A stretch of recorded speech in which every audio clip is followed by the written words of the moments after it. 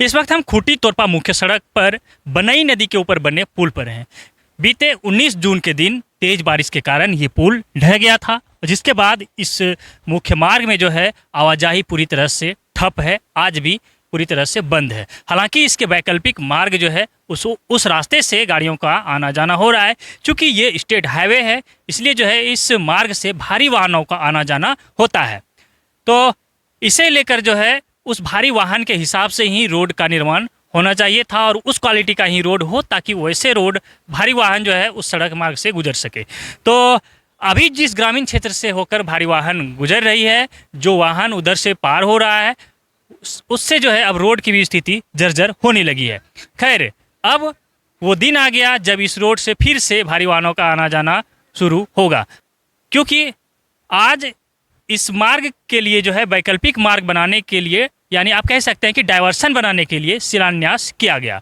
स्थानीय विधायक रामसूर्या मुंडा यहाँ पहुँचे थे और पथ निर्माण विभाग के तमाम एग्जीक्यूटिव इंजीनियर के साथ तमाम लोग जो है यहाँ पहुँचे थे और सभी के सहयोग से आज यहाँ शिलान्यास कार्यक्रम हुआ। शिलान्यास जो है विधिवत स्थानीय खूंटी के विधायक रामसूर्या मुंडा ने नारियल फोड़कर किया है और इसके साथ ही यहाँ काम भी शुरू हो गया है। हम इस बार दिखाना चाहेंगे इधर कि लगभग जो है 20-22 दिनों के बाद आज शिलान्यास कार्यक्रम यहाँ शुरू किया गया है। खूंटी से अगर आप आ रहे हैं तो दाहिने की ओर जो है ये यहाँ पोकलेन चलाकर अभी रास्ता साफ किया गया है, झाड़ियों को हटाया गया है और इसी पर जो है अब डायवर्सन का काम शुरू होगा। हमने विधायक से जानने का कोशिश किया कि आपको डायवर्सन बनवाने में कितनी मेहनत करनी पड़ी, कहाँ किस विभाग से बात करना पड़ा, किन से बात करना पड़ा। उन्होंने डायवर्सन बनाने को लेकर जो आज शिलान्यास के दौरान जो कुछ कहा है, पहले वो सुनिए। हमारे रांची खूंटी से होते हुए सिमडेगा को जोड़ता है और ये नेशनल हाईवे है। इसमें लाखों लोगों की परेशानी बढ़ गई थी इस पुल के टूटने से, लेकिन आज इस पुल का हम लोगों ने उद्घाटन शिलान्यास किया और ये डाइवर्सन बन रहा है, बहुत जल्द ही बनकर तैयार हो जाएगी। और कल से श्रावणी मेला भी शुरू होने जा रही है बगल में, इसी नदी से जो श्रद्धालु आते हैं कितना मेहनत जल लेकर जाते हैं। कितना मेहनत करना पड़ा डायवर्सन बनवाने के लिए आपको? मेहनत हमारी सरकार है, इसमें कोई मेहनत नहीं है। फटाक से हमने कहा दिया तो 20-22 दिन हो गया। कितना दिन जो है टाइम तो लगा। हम लोग का जो दिशुम गुरु है उनका भी तबीयत खराब है, उसमें सब कोई हम लोग चिंतित थे। अच्छा, कितने की लागत का है ये लागत है 1 करोड़ 80 लाख का। कितना कब तक बन जाएगा ये हमको लगता है 15 दिन में कंप्लीट कर देना है।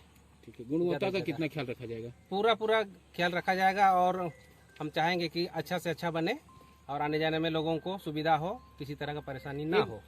आपने सुना कि स्थानीय विधायक रामसूर्या मुंडा ने अपने अथक प्रयास के बाद इस मार्ग से आवाजाही शुरू कराने के लिए डायवर्सन बनाने हेतु जो है आज शिलान्यास किया। डायवर्सन का काम, आप यूँ कहिए कि डायवर्सन बनाने का काम जो है शुरू हो गया है। खैर, अब टेक्निकल पॉइंट्स पर आते हैं। हमने पथ निर्माण के एग्जीक्यूटिव ऑफिसर से जानने का कोशिश किया कि ये जो आप डायवर्सन बना रहे हैं ये कितने मजबूत बनेंगे, क्योंकि ये स्टेट हाईवे है और इधर से भारी वाहनों का आना जाना होता है। आप देखेंगे कि बड़े बड़े ट्रेलर इधर से पार होता है जिसका वजन कम से कम जो है 60 टन तक होता है।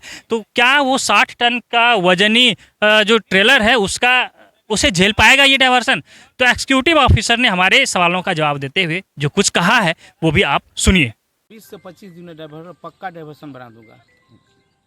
कितनी गुणवत्ता का ख्याल रखा जाएगा? गुणवत्ता तो मैं चाह रहा हूँ कि आप लोग यहाँ के कमेटी को गठन कर दीजिए गांव का, और लोग खड़ा रहे उसकी निगरानी में काम करें तो और अच्छा रहेगा। और इससे बेहतर क्या करेंगे? आप लोग का कमेटी, पत्रकार संघ या यहाँ के ग्रामीणों का एक कमेटी बना दीजिए कि इस्टीमेट यहाँ टांग देंगे और उसके अनुसार तुम लोग काम कराओ, जिससे कि वो लोग भी भागीदारी रहे। पक्का डाइवर्सन है ना? पक्का डाइवर्सन बनाने का मतलब कि पुल बनने में हो सकता है 2 साल लगे। 2 साल की तो गारंटी लेते हैं, 2 साल गारंटी लेते हैं कि 2 साल कुछ नहीं, 2 साल तो गारंटी और आगे भी बनेगा, चलेगा। क्योंकि पुल में अभी तक अभी प्राकलन बनेगा, बोरिंग होगा। बोरिंग होने का मतलब कितना गड्ढा हार्ड मिलता है, उसके बाद फिर टेंडर होगा, स्वीकृति होगा, तब काम होगा। लोग ही है, भारी वाहन इसमें चलेगा, कुछ नहीं होगा, क्योंकि इतना पानी का बहाव है। और मिट्टी का बनाएंगे तो लेकर 10 जगह ना 36 भेंट का हम लोग बना रहे हैं, मुंह वाला हिम पाइप लगा रहे हैं, NP4 दोनों तरफ से हम लोग पूरा ढलाई का गड़बड़ बना रहे हैं। ढलाई का गड़बड़ बन रहा है। पक्का कि 2 साल चले, 3 साल 5 साल तक चले, जब तक पुल बने उसको फिर हम लोग तोड़ेंगे भी नहीं। कौन एजेंसी का? एजेंसी ने उतर हम लोग टेंडर कर दिया। अभी तो सहयोग है सांसद महोदय, आप लोग सहयोग से, विधायक जी के सहयोग से, दोनों आदमी से जल्दी से काम स्टार्ट हो गया। ये बात सही है, क्योंकि कल से कांवरिया का ई हुआ है, तो वही लोग अपना जेसीबी या पोखरे के काम करवा रहे हैं, हम लोग साथ दे रहे हैं। तो आपने सुना कि टेक्निकल पॉइंट्स को लेकर भी हमने एग्जीक्यूटिव ऑफिसर से जानने का कोशिश किया कि क्या ये सड़क जो है डायवर्सन जो बनेगा कितना गुणवत्तापूर्ण होगा, क्या ये भारी वाहनों का वजन झेल पाएगा। तो इसका भी सवाल का जवाब मिला, आपने सुना ही एग्जीक्यूटिव ऑफिसर से। तो चलिए अब हम जो है थोड़ा यहाँ का नज़ारा दिखाते हैं। इस ओर जो है यहाँ डायवर्सन जो बन रहा है उसके लिए रास्ता साफ कर दिया है। उधर अभी भी पॉकलेन चल रहा है उस पार में, और इधर जो है साफ कर दिया गया है।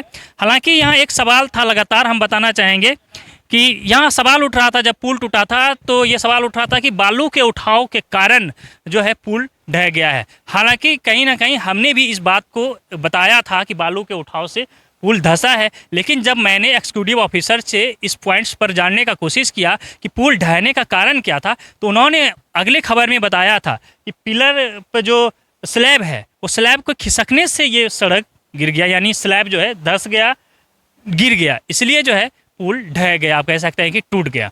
आज फिर से हमने एग्जीक्यूटिव ऑफिसर से ऑफ कैमरे में जब जानने का कोशिश किया तो उन्होंने बताया कि कोई ये कैसे कह सकते हैं कि यहाँ से बालू का उठाव हुआ है। अगर बालू का उठाव होता तो क्या ये पत्थर यहाँ रहता, या फिर पत्थर जो आप देख रहे हैं, इधर दिखा देते हैं थोड़ा, जो आप पत्थर देख रहे हैं, क्या उस पत्थर पर बालू का अंश नहीं होता। तो कुल मिलाकर यह बात साबित होता है कि यहाँ से पुल के नीचे से बालू का उठाव नहीं होता है। पुल के टेक्निकल कारण के ही चलते जो है पुल गिरा है, बालू के उठाव के कारण पुल नहीं गिरा है। ये बात जो है स्पष्ट हो जाता है। इस बात को लेकर कभी भी विभाग को ये कोसना नहीं चाहिए हमें कि विभाग लापरवाही कर रही है, देख नहीं रहा है कि क्या हो रहा है, बालू उठाव हो रहा है जिसके चलते पुल गिरा है। तो कहीं ना कहीं ये बात अब स्पष्ट हो गया है कि बालू के उठाव के कारण पुल नहीं गिरा है। टेक्निकल पॉइंट्स में कुछ कमियां पाई गई थी टेक्निकल कामों में, जिसे लेकर जो है पुल ध्वस्त हुआ है। तो हमने ये जानकारी भी लेने की आज कोशिश की है। तो चलिए, आज लगभग 20-22 दिनों के बाद अब यहाँ काम शुरू हुआ है। जल्द ही हमें लगता है 10 से 15 दिनों में ये डायवर्सन शुरू हो जाएगा, यहाँ से आवागमन शुरू हो जाएगा। आप इधर से आना जाना कर सकते हैं, बस 10-15 दिनों का आप इंतज़ार करिए और बने रहिए। तब तक के लिए हमारे साथ देखते रहिए द झार न्यूज़।